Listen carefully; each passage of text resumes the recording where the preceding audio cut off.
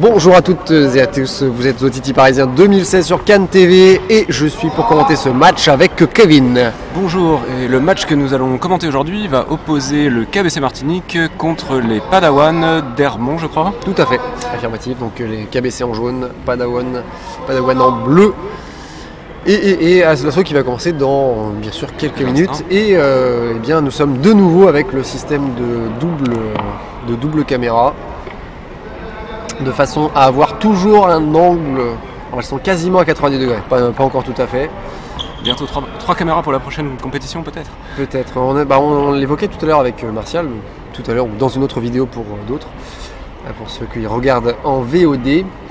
Et bien une caméra verticale. Moi j'aimerais bien une caméra qui filme du dessus et qui prenne l'air du dessus, qui aurait une... Pour voir une domination de l'air d'un tireur ou de l'autre, qui garde le centre, des choses comme ça. Ça, puis vraiment un point de vue vraiment complètement différent et un meilleur aperçu de tous les latéraux pour le coup. Ah oui.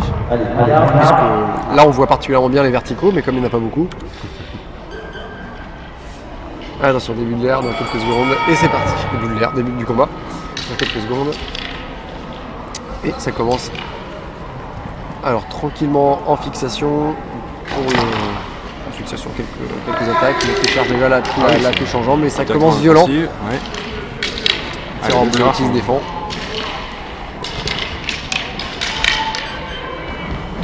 Motivé. On sent le KBC Martinique motivé à gagner cette assaut. Ils sont vraiment pour gagner. Mais il y a moyen que l'autre équipe soit aussi dans le même état d'esprit. Parce que les deux, je pense, je ne saurais pas dire s'ils ont vraiment le même niveau. En fait, je ne connais pas suffisamment l'évolution des deux équipes. Je ne les ai pas suivis non plus suffisamment pendant la compétition pour savoir si l'une domine vraiment l'autre. Moi, je pense que je mettrais mon pronostic plutôt du côté du KBC Martinique. KBC, ouais, c'est dans les derniers matchs qu'on a pu commenter, c'est un peu ce qui est ressorti aussi. Je les avais sous-estimés, mais en fait pas du tout. Ils se défendent très très bien. Ah oui. Oui, mais je veux dire, en face c'est quand même des tireurs aussi qui ont l'habitude. Le Hermont, on les voit tous les ans depuis quelques années. C'est vrai. Ils ont des pratiquants dans leur équipe qui sont expérimentés. Malheureusement, c'était pas armé. On a Nicolas et Alexandre dans l'équipe. Donc Nicolas actuellement dans l'air, qui ne sont pas non plus nés de la dernière pluie. Peut-être un petit peu de trajectoire. Ouais, dommage, j'ai une belle touche en masque.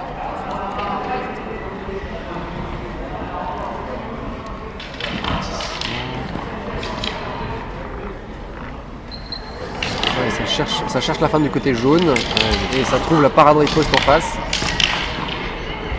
Pendant que l'arbitre va nous troller sur les angles de caméra.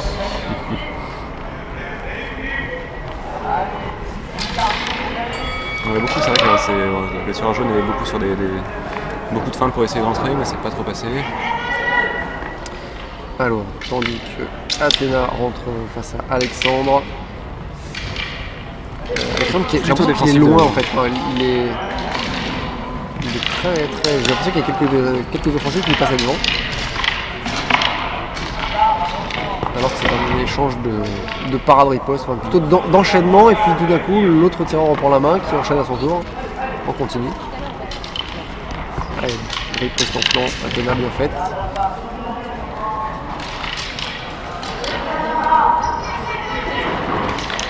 Donc là, comme prévu, mais en tout cas comme ce qu'on était en train de dire au début, j'ai l'impression que c'est le KBC Martinique qui est en tête, en termes de points.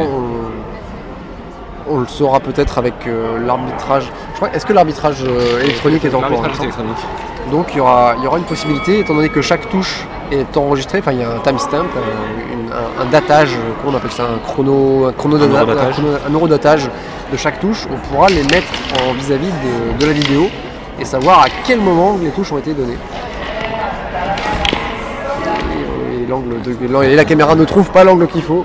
Le caméraman est complètement perdu. C'est là qu'il faudra une touche supplémentaire pour la caméra du dessus, ce serait super classe. Il y a une touche en tête encore sur Nicolas. Ils sont vraiment très énergiques, beaucoup d'esquives. Ouais. Ils donnent tout. Les deux côtés là, ils veulent.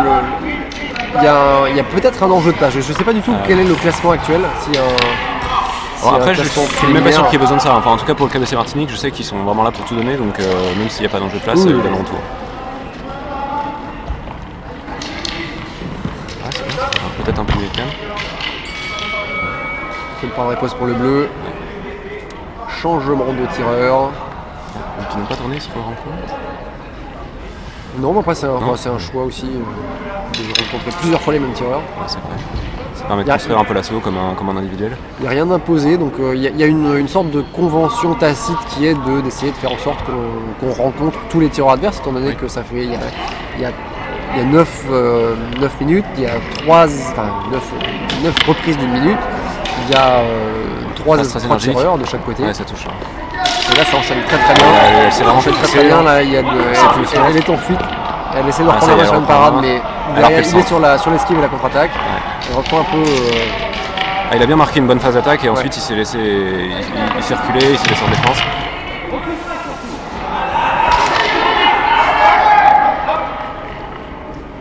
Alors, on se demandait plusieurs fois, on est très loin d'avoir encore tous les prénoms de tout le monde.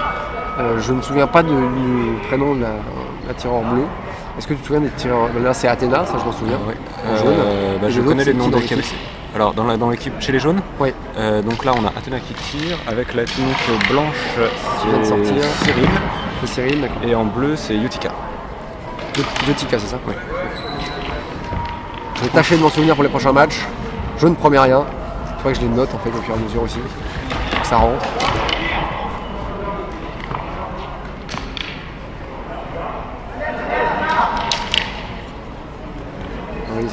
Jambe sur une manipulation du tireur bleu, c'est bien fait, c'est bien vu. L'attaque surprise. Ou peut-être la manipulation au mauvais moment, c'est-à-dire que quand on est en train de subir une phase d'attaque d'un tireur, c'est pas le moment de faire le malin. Ou alors, dans ce cas, quand on réussit, on a vraiment la classe. Mais malheureusement, face à un tireur qui a un peu d'expérience, il voit la manip, il y va. Il va pas être surpris ou regarder ce qui se passe. Un tireur aguerri, il va avoir une manip, il va rentrer. Et d'autant plus, il n'aura pas de scrupule non plus s'il est en pleine phase d'attaque. Il va continuer la fixation et en profiter. Pas mal bien fait aussi du niveau d'Alexandre qui a bien géré son 1-2 fin de latéral croisé, latéral extérieur.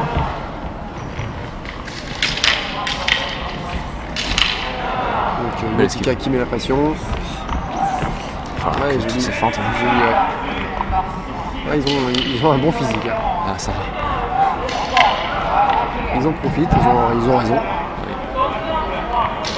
On ferait la même chose si c'était encore de notre âge. Et là, il faut que je change de caméra, sinon c'est nul. On ne voit rien, on ne bénéficie pas de l'avantage des caméras. Repris pour une attaque mal armée. L'attaque prospère. Là, ça changement de touche qui était après le stop. Changement de compétiteur. Donc là c'est Cyril, Cyril en jaune. Oui. Contre je ne sais toujours pas comment elle s'appelle, en bleu. Et je lui présente mes excuses pour ne pas m'être renseigné. L'attaque qui passe juste derrière la parade, peut-être des parades un peu larges de la part du tireur en bleu, qui fait que Cyril n'a pas de mal à passer juste à côté. Oui, il rentre dans des phases où il essaie vraiment de dominer. Et on en profite, tout à l'heure il y avait déjà eu une phase de fixation. Donc... clairement, là, je pense que c'est l'intérêt aussi. On voit là ce qui paye de passer plusieurs fois avec le même tireur, c'est qu'il a commencé à.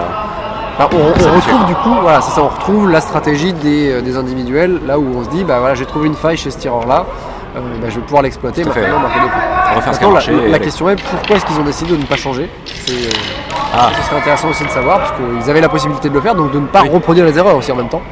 Oui, c'est vrai. Ah, tu veux dire pour l'équipe bleue? Oui, pour l'équipe bleue et qu'il n'y aurait pas. Alors peut-être que la stratégie c'est de se dire, alors soit un problème physique, soit de se dire nous on va marquer plus sur les autres tireurs où on va moins encaisser de coups et donc en gros atténuer l'écart à ce niveau-là. Tandis que Nicolas tente la contre-attaque sur Athéna, ça s'est passé sur une première. Et là ça passe par Athéna, va chercher le flanc. Et Nicolas ne va pas esquiver suffisamment. En même temps, ils ont bord de verre. Problème technique. Faudrait pas qu'elle se prenne les pieds dedans.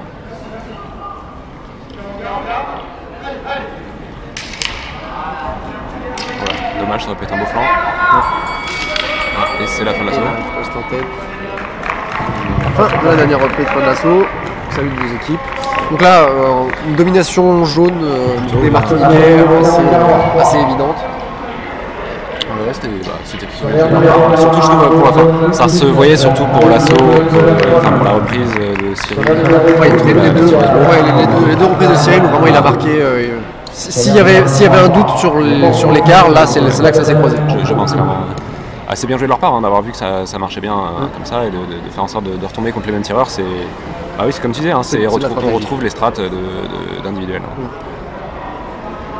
Après c'est ça, c'est toujours le trade-off entre est-ce qu'on essaye de rencontrer tout le monde ou est-ce qu'on essaye de favoriser la gang.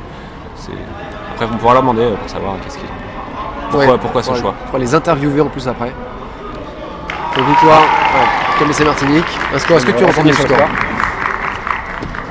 Score dans quelques secondes. J'ai pas de pronostic pour l'instant.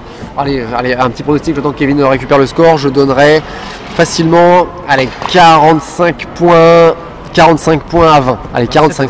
Ah, c'est 27-18, donc alors sur l'ordre de grandeur, j'étais plutôt bon. Par contre, j'étais complètement à côté de la plaque sur le volume. Je pensais qu'ils avaient marqué plus en fait. J'étais sur un 45 à 20. Ah oui.